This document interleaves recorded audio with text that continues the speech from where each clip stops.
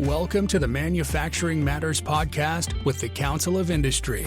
Join us as we bring you inspiring stories, interviews, and insights from across the Hudson Valley that will revolutionize the way you think about manufacturing.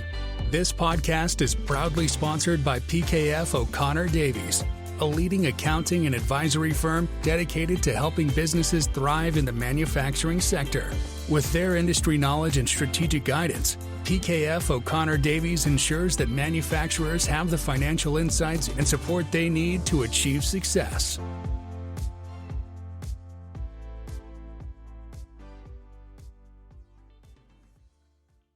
John Rath, Chief Lending Officer at Lakeland Bank. Welcome to the Council of Industry podcast. Hi, Harold. Thanks for having me. It's great to be on.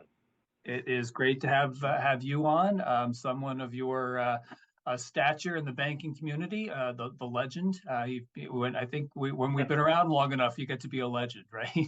Exactly. Yes. So tell us about Lakeland Bank. You've been there now, what, 5-6 years? Actually, more than that. Probably around 8.5 years. Oh, wow! Wow, it flies. March of 2015. I joined after a long time at another bank and then a long time at another bank. So it's only my third bank in 43, going on 44 years. So, wow. It was a great opportunity to join my former boss from the prior bank, who is the CEO. His name is Tom Shera. And so I came over after many years of him trying to convince me to join him in 2015. And I started a new lending office up in the Hudson Valley, where most of my career has been. And then things progressed. And, about 5 years ago, almost 6 years ago now, became the chief lending officer. And, since then, it's been an interesting time between pandemic, but the bank is doing great. It's a almost $11 billion asset bank, what's called a super community bank. Started 54 years ago in Sussex County, and it's just expanded since then to other areas through both organic as well as acquisition. Great community bank. 5 years in a row named by Forbes magazine as the #1 best bank in New Jersey. And as I like to say, it's not the Times Star record, it's Forbes magazine. So that's a good point. they not disparaging the Times Star record, but their audience is a little smaller than Forbes. So sure. Yeah, 5 years we've been named Best-In-State Bank, and so it's a great honor. And American Bankers has named us a best place to work. So we're proud of all that. It's a great culture, great people, right from the top down to the folks that make it happen in the teleline and in the branches. So yeah, it's been a great opportunity for me to be here and involved that I am. And you talk about being best bank in New Jersey, but it certainly is growing here in the Valley as well. That is something that is obviously why they brought you in, but also beyond you now at this point. Yeah, new leadership up there. Andrea Giordano is the team leader for the Hudson Valley. I was convinced. I finally convinced her to come over from that former bank, and she's doing a great job. And I hired her at that other bank 14 years ago, and she did a great job there. But it gave her an opportunity to be a leader, and she's doing a great job. So, yeah. And we've done a lot in the Hudson Valley, done a lot of projects, banked a lot of customers, projects you would know that are in the Hudson Valley. So we think that, we're making an impact as a community bank up there as well. Sure, absolutely. Been very impactful here with our association for sure. Yeah, I want to just pick up it's almost tangential, but you did mention the pandemic, and I do always want to say whenever I have the chance to compliment our banking community, particularly the community banks, the regional banks, really, even the big multinational banks did such a good job. I think it's really underappreciated how quickly you were able to work with some of these programs that were built while in process while you're lending money. In hindsight, I'm sure there are challenges, but really you have a life and death for so many businesses. And I just give you a chance. I want to say thanks. I've also give you a chance to tell a little bit of all the struggles of getting that PPP money out and helping with all that. Yeah, listen, and I do always say that it's the banking community in total that really stood up, and community banks really were providing a lifeline, quite frankly, to customers, both in terms of PPP, but also in terms of some payment deferrals, because people didn't know if they were going to get the rent.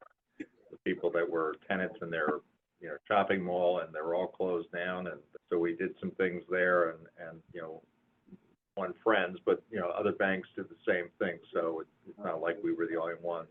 So yeah, the challenge was to set up a program from the time the president signed the CARES Act to the time we launched our PPP program was 10 days. Wow. With rules that were being developed along the way. And we were very careful to make sure that we got as much information to our customers so that we could preserve forgiveness for them. So 99.99% of our customers received forgiveness because they followed the rules as we instructed them to, and it was a great success for the bank and for our customers, and our people just worked tirelessly, literally 7 days a week, night and day. Yeah, like other banks too. So, but right. I'm proud of our people and what they did in all facets, and it literally was all hands on deck. People that were in operations or compliance or other areas. They just kind of, the branches were, if you recall, mostly shut down, drive-through only, and we're slipping loan documents through the drive-through and having them sign those PPP docs. And we got better as time went on with the next round. Sure. And through forgiveness, we did a DocuSign, and we changed to an online portal. We got better. It was entirely a manual process in the beginning, but we figured out we better provide a way for our people to have a better experience, both the associates as well as our customers. And we did that, and it worked out terrific with the next round of PPP, and that happened later in 2020 into 2021. Yeah, I do just like to point that out to our listeners and really anybody that I think it's an under the radar thing that happened, and it is, I think, much appreciated. We said at the time, and we'll say it again, hug your banker and stay close to them, because they had a rough go of it too, but they were there for you. And I think sometimes that gets lost in the sauce. So, John, you said 43 years in the industry. Just a little bit, without mentioning any of the competition, how'd you get your start? You're a local guy, right? Poughkeepsie guy, is that correct? Actually, I first grew up in Ridgewood, New Jersey, and my parents moved to Orange County, Washingtonville in 1971. So, lived there, and then eventually lived in Ulster County for a while, lived in the town of Newburgh for 18 years. So, mostly a Hudson Valley guy my entire life. And as far as starting banking, I started in 1980, an entry-level job for what was known as Empire National Bank, a regional bank up in that neck of the woods that eventually became the Bank of New York, and started as a merchant service rep.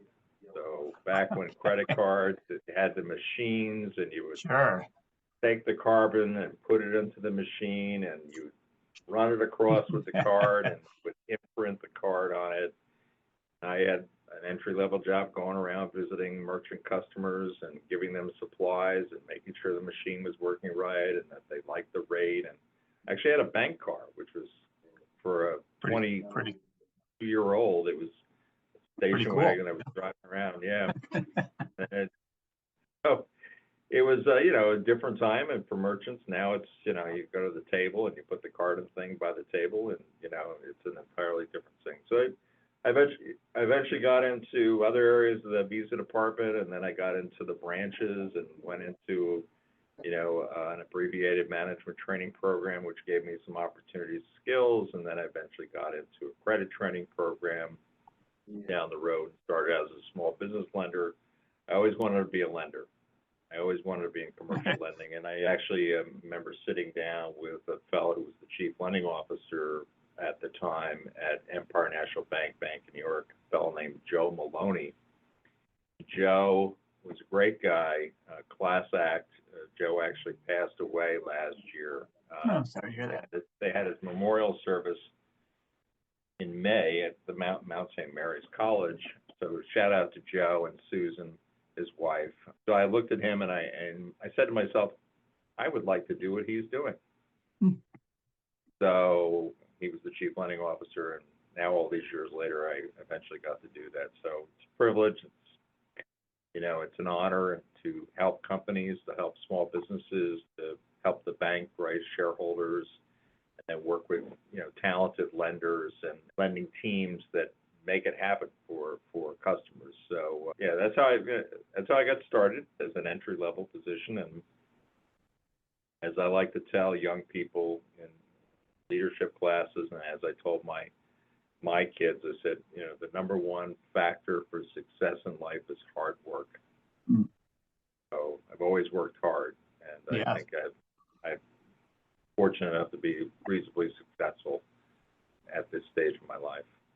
Yeah, well, I think, it is a testament. I know that you're a hard worker in your profession. You're also a hard worker in the community. And I know that, some people kind of do charitable work and work in the economic development and the not-for-profit world out of an obligation or so forth. I've never gotten that sense from you. I've always gotten the sense that you are committed to the organizations that you work with. And maybe you can just talk about some of those. I think we'll get to one you're working on now that I think we want to share with people. But as you starting as a young man, I know you've worked with a lot of different ones.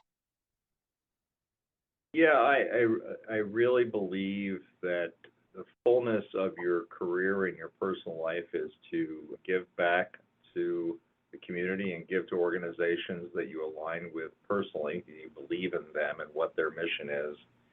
I've encouraged people that work for me over the years to get involved. One, it's important to give back. Two, it just enriches your experience in your life to be involved in these organizations. And the other thing is that you meet and associate and develop friendships and relationships with just amazing people that sit on these boards. So it really is, just something I really believe in, and I do try to do things that I believe in their mission, as well as make sure that I'm giving,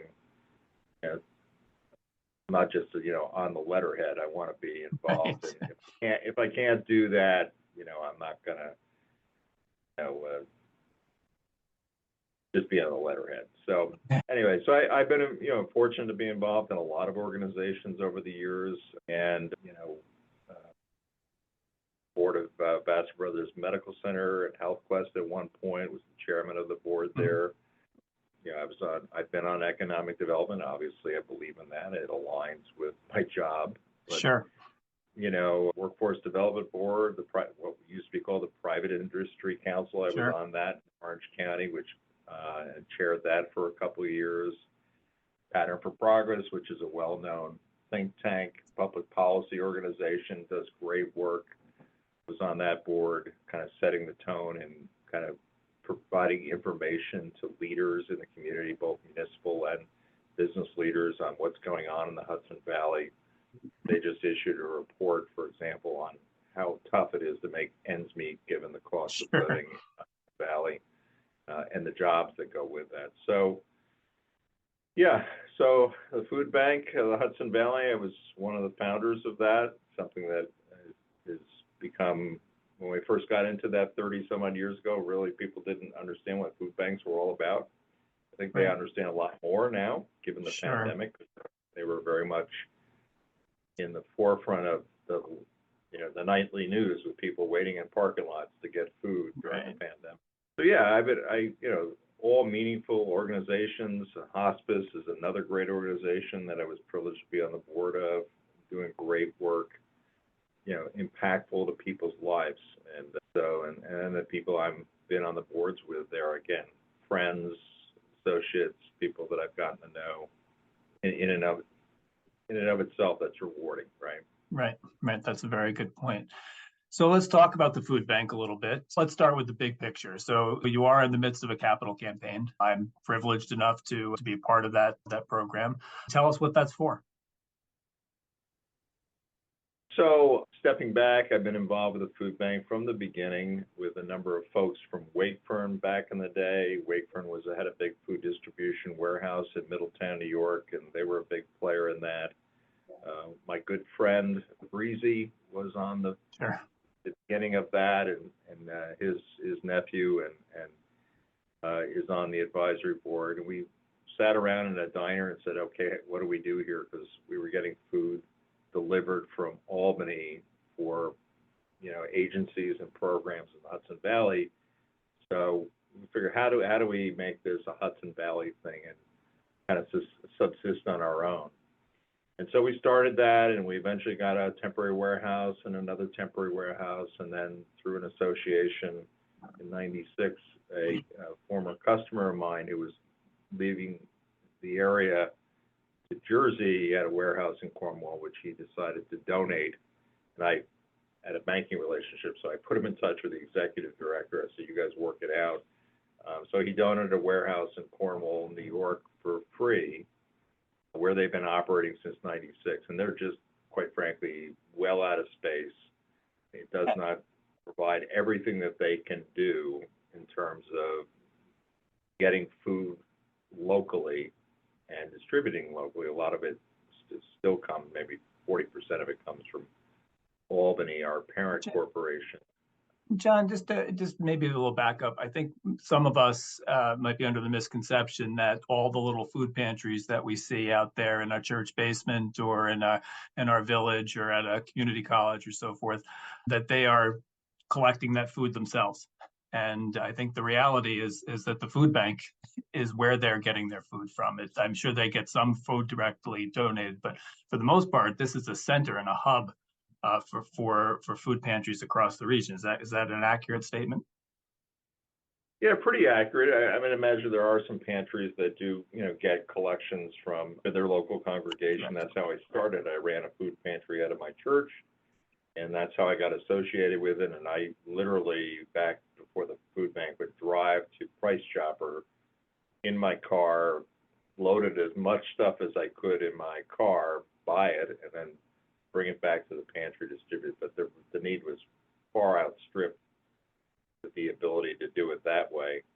And so, eventually, I would say the vast majority of food distributed now is from the food bank to the agencies. It's about 400 agencies in 6 counties in the Hudson Valley.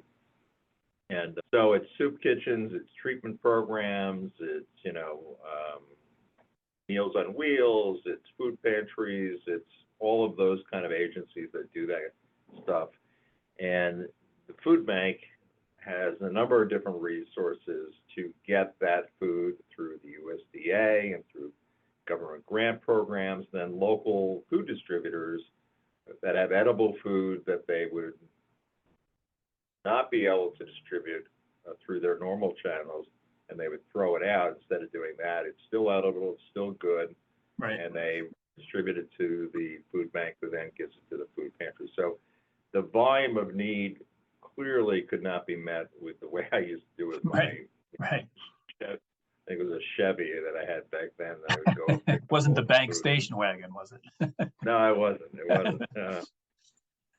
So yeah, I mean, no one really comes, an individual doesn't go to pick up food at the food bank. It really is kind of a warehouse for these programs, and people come there to pick up, to supply their pantries or their program for the warehouse. And then we also do distribution in a bunch of different ways and a bunch of different programs beyond just that. The backpack program that we do, which is to give backpacks with food to kids that don't have food during the non-school year. So during the summer, they don't have that food program that gives them nutrition during the school year. When the school year ends, then backpack program, and we've been running that for a couple of years. So there's a variety of different programs to make sure that we get food into the hands and the bellies, so to speak, of those who need food.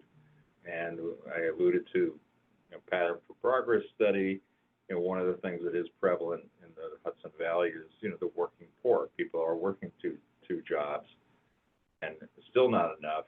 So this is supplementing their food need beyond just, paying the regular bills. So the place in Cornwall is just, it's inadequate.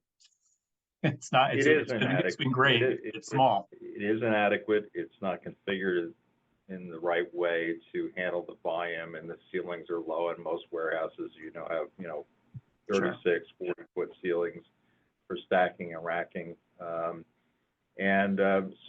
we have endeavored to build a new warehouse in Montgomery, New York, a 40,000 square foot warehouse with cooler, refrigeration, freezer, and then dry storage. And really the goal there is to get more local food that they currently couldn't handle from local providers, and really have the Hudson Valley supply the food that's going to go to the Hudson Valley in a much more efficient way, better roadway, quite frankly. I mean, the food bank today, its facility is tucked away in Cornwall and Hudson, and it's not the greatest location to service the Hudson Valley.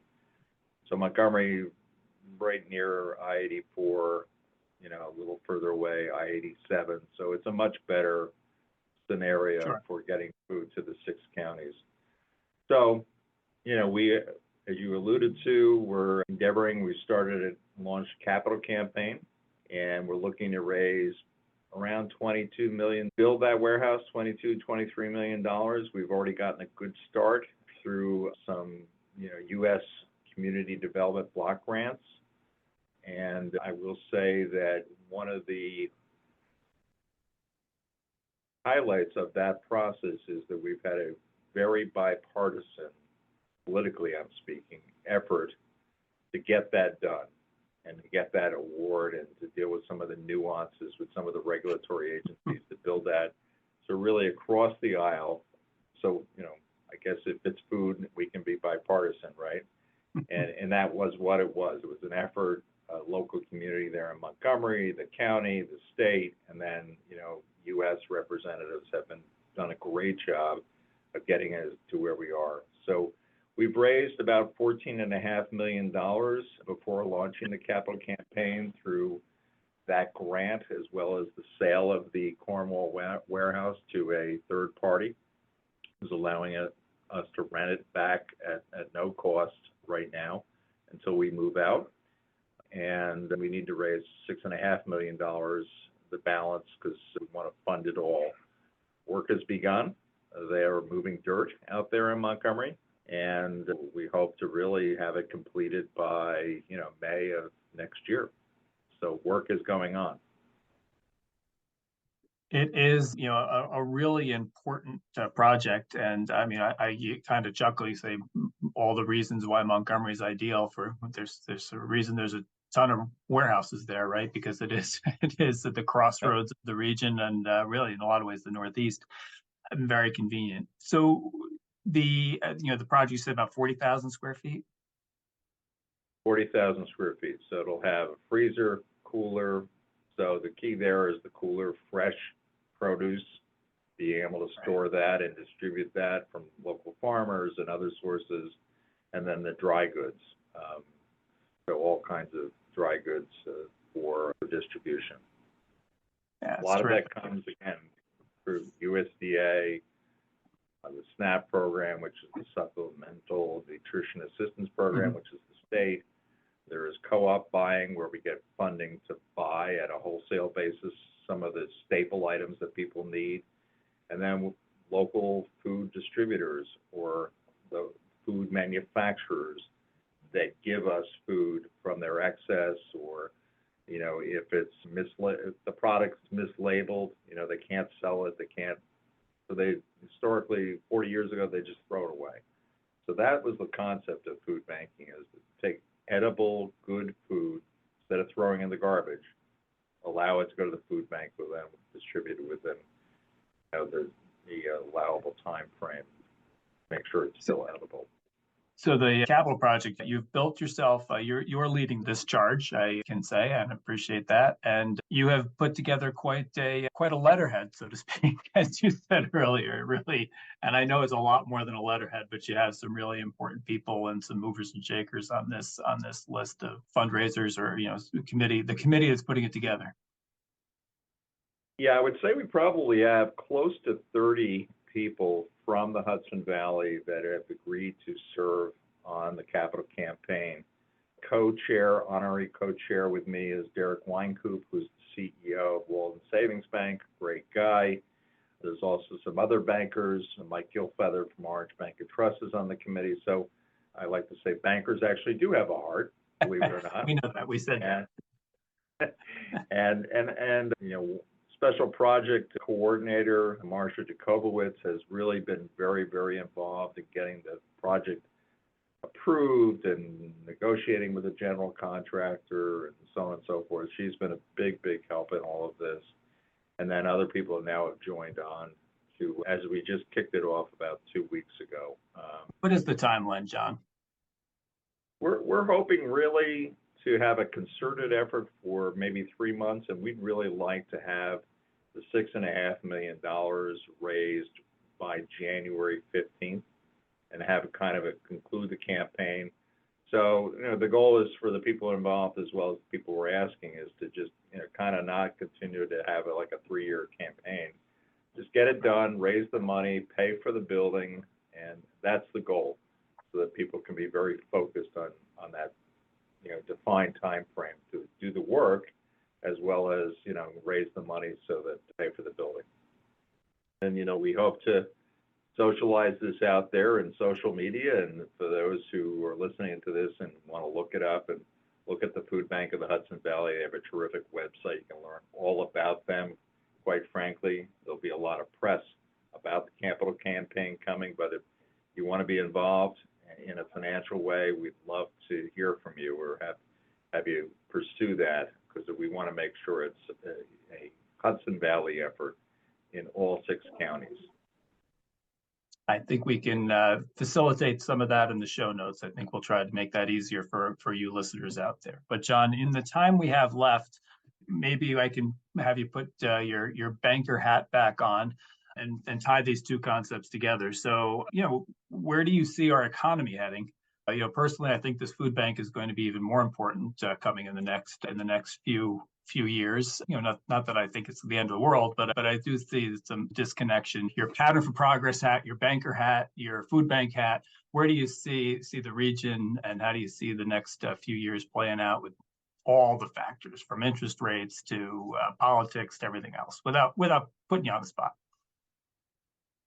Yeah, well, obviously the Federal Reserve Bank has a mission here to tamp down inflation, and they're raising rates, and rates are rising, both short-term rates and even now recently long-term rates are now rising as well, and then mortgage rates are rising as well.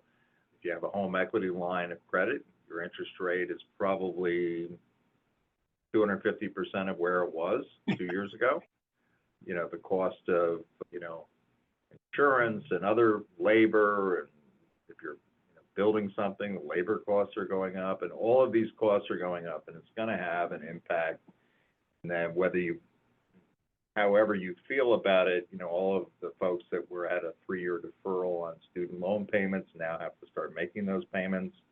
So all of those things, I think, will lead to stress on consumers at some point, and particularly those who might be customers of the food bank's agencies. And so I think at the end of the day, the need is always going to be there. And someone, a lot more famous than me, Jesus said, the poor, you will always have the poor with you. And so this need is always going to be there, and the food bank provides for that need.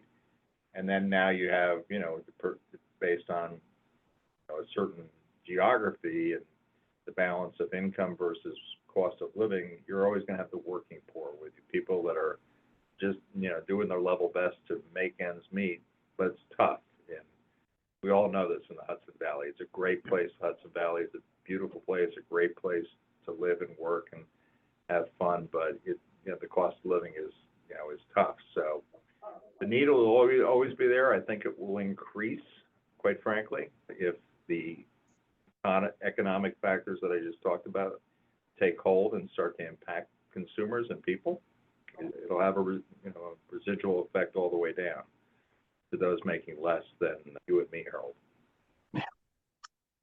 Well, John Rath, Chief Lending Officer for Lakeland Bank and Chairman of the Food Bank Capital Campaign, thank you very much for being on the podcast, and thanks for everything you've done for the region and are continuing to do.